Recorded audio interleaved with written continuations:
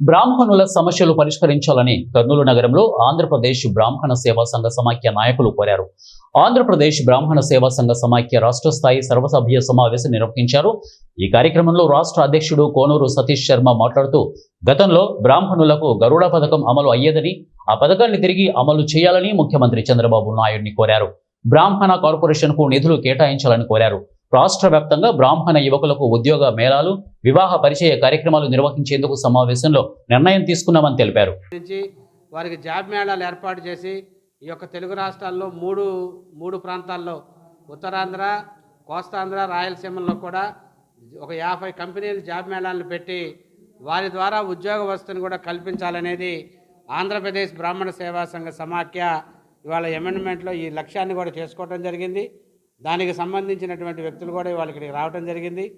మరి అలానే ఏదైతే ఉచిత ఉపనయనాల కార్యక్రమం, అలానే వివాహ కళ్యాణ వేదికల కార్యక్రమాన్ని కూడా తీసుకుంటూ రాష్ట్ర ప్రభుత్వం గౌరవ ముఖ్యమంత్రి చంద్రబాబు నాయుడు గారికి మేము వినపూర్వకంగా కూడా తెలుసుకునేది, ఇప్పుడు బ్రాహ్మణ కార్పొరేషన్ చైర్మన్ కూడా నియమించారు.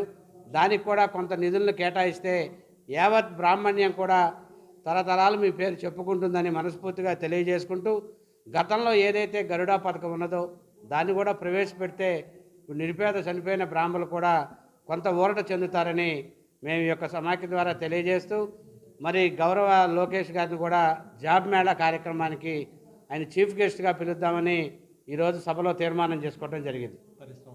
అలానే పరిశ్రమల శాఖ మంత్రి టీజీ భరత్ గారిని, అలానే గౌరవ ప్రభుత్వ పెద్దలందరినీ కూడా ఈ యొక్క బ్రాహ్మణ జాతి ఏ విధమైన సమస్యలను ఎదుర్కొంటుందో వాళ్ళకి తెలియజేస్తూ ఆంధ్రప్రదేశ్ బ్రాహ్మణ సేవా సంఘ సమాఖ్య రాష్ట్ర జనరల్ సెక్రటరీ ఈరోజు ప్రధానంగా కర్నూలులో ఏర్పాటు చేసిన మీటింగ్, బైలాలో 40 సంవత్సరాల కిందట ఏర్పడిన ఈ సంఘం బైలాలో కొన్ని మార్పులు చేర్పులు చేసి బైలా అమెండ్మెంట్ మీటింగ్ తుది మీటింగ్గా ఈరోజు కర్నూలులో ఏర్పాటు చేయడం జరిగింది.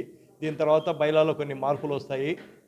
అదేవిధంగా ఆంధ్రప్రదేశ్లో బ్రాహ్మణ జాతి ఏవైతే ఇబ్బందులు ఎదుర్కొంటుందో ఉద్యోగము, ఈ విద్యా రంగాల్లో సంఘం తరఫున కొన్ని సేవలు